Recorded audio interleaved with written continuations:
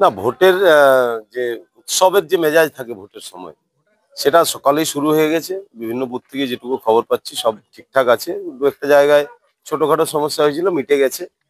আর মানুষ আহ, ভোট দেওয়ার জন্য মুখিয়ে আছেন অনেকদিন ধরেই। ভোট ভালো হবে এ নিয়ে নিশ্চিত। কেন্দ্র বাহিনী রয়েছে, কতটা চাপে আছে? কেন্দ্রীয় বাহিনী থাকুক, কেন্দ্রীয় বাহিনী থাকার সঙ্গে কি সমস্যা?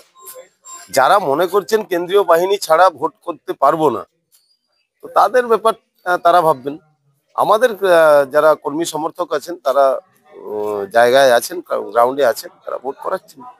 বিরোধী দলের নেতারা বা যারা প্রার্থী রয়েছেন তারা বারবার অভিযোগ করেছেন যে আপনাদের নাকি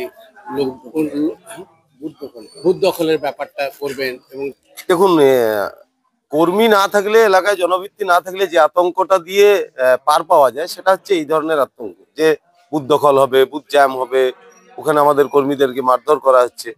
গত 2-3 দিন ধরে বিজেপি যে নোংরা খেলাটা এখানে খেলার চেষ্টা করেছিল, সেটা তৃণমূল কংগ্রেস রুখে দিয়েছে।